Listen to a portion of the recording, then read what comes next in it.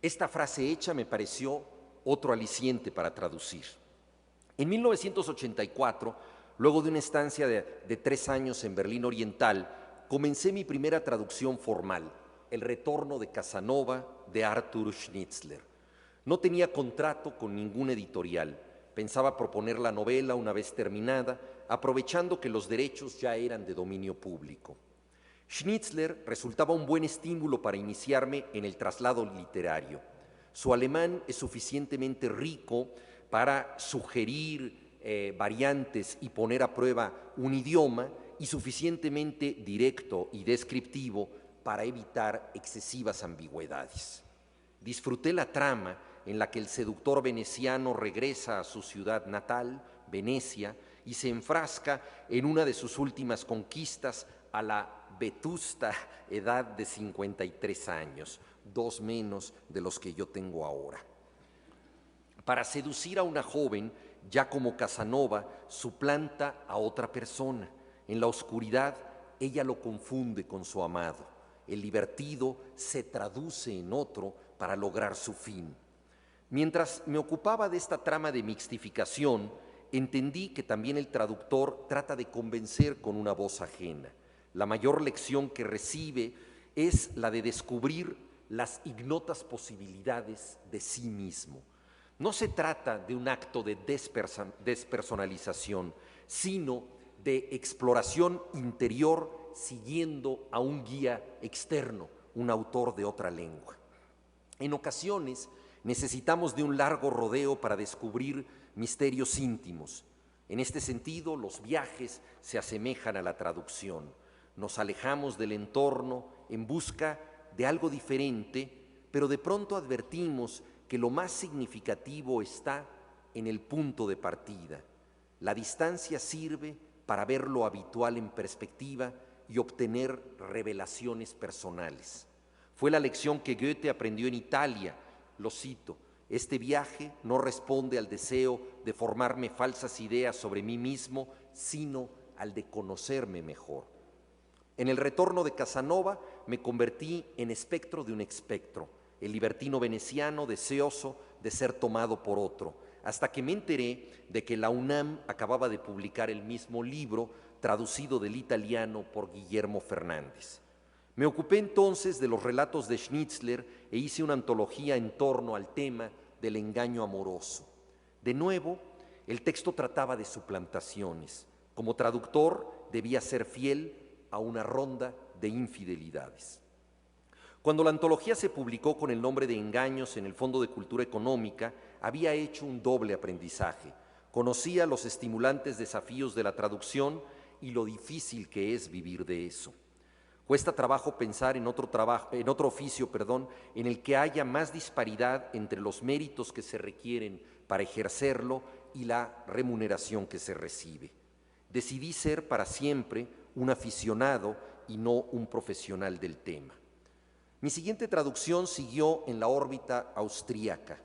En 1984, la ópera de Richard Strauss, Ariadna en Naxos, se estrenó en México y me pidieron que tradujera el libreto de Hugo von Hofmannsthal para ser publicado en el programa de mano.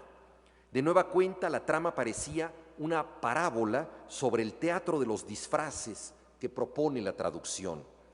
La historia es la siguiente: un mecenas ha solicitado 2 espectáculos, uno dramático y otro bufo. Se entera de que las obras duran demasiado y le van a impedir disfrutar de los fuegos artificiales que rematarán la velada, y que es lo que en verdad le interesa. Como no desea prescindir de ninguna de las 2 obras, decide que se fundan en una sola. El resultado se parece a los espejos cóncavos y convexos de las ferias.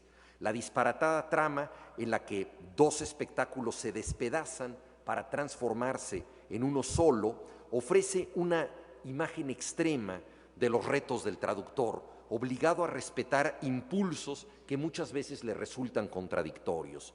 Lo que él hubiera resuelto como comedia se presenta como tragedia y viceversa.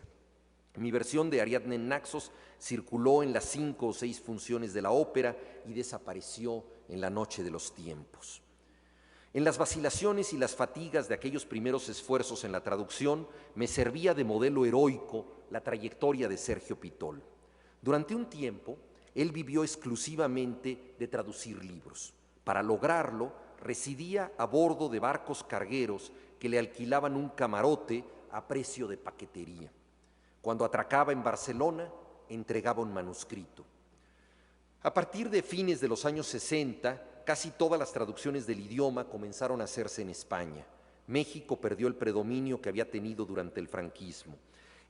Todavía existía el franquismo, pero eran ya los últimos años. Esto obligaba a que el traductor literario peruano, argentino o mexicano se conformara con obras de dominio público o tuviera que buscar suerte en Europa. Algún día se escribirá la saga de los peregrinos que pasaron toda clase de penurias en busca de manuscritos que deseaban traducir. Pensemos tan solo en la diáspora peruana desperdigada por Europa y en los viajes necesarios para que Ricardo Silva Santiesteban tradujera a Joyce, César Palma a Savinio, Juan del Solar a Dürrenmatt, Luis Loaiza a Arthur Machen.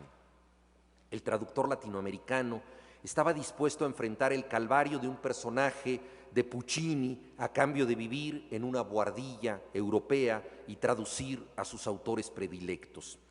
Mi modelo, Sergio Pitol, vivió en barcos como un personaje de Joseph Conrad y luego continuó su trabajo en las aguas, no siempre plácidas, de la diplomacia.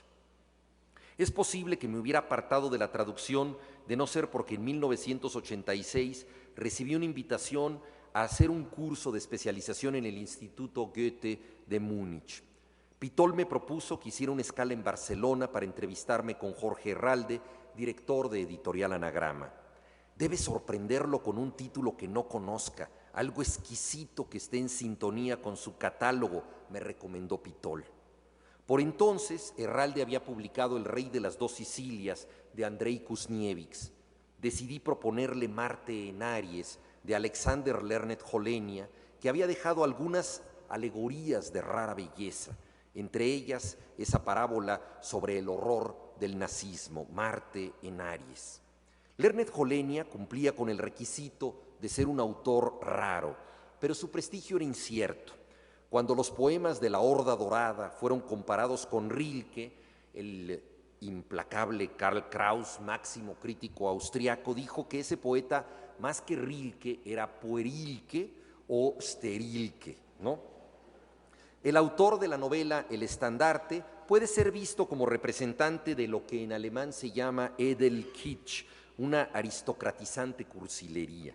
Sin embargo, Marte en Aries cumplía con los requisitos de sofisticación mencionados por Pitol. En ocasiones, ofrecer un libro sirve para conseguir otro. Herralde escuchó con atención mi arenga sobre la enrarecida estética de Lernet Holenia. Esto no lo convenció de contratar el libro, pero sí de que yo tradujera una obra similar, ubicada en la punta rumana del Imperio Austrohúngaro, Memorias de un antisemita de Gregor von Retzori. Recuerdo mi felicidad al salir de la oficina en el barrio de Sarriá, cargando esa novela como quien lleva un país.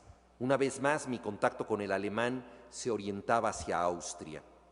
Por razones complejas y acaso un tanto esotéricas, la monarquía imperial y real de Francisco José ha cautivado a una franja de la cultura mexicana.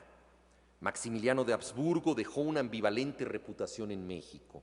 Llegó como un monarca que no tenía derecho a gobernar el país y usurpó el gobierno legítimo de Benito Juárez. Al mismo tiempo, lo hizo con peculiar ingenuidad, convencido de que llevaba a un sitio donde era requerido.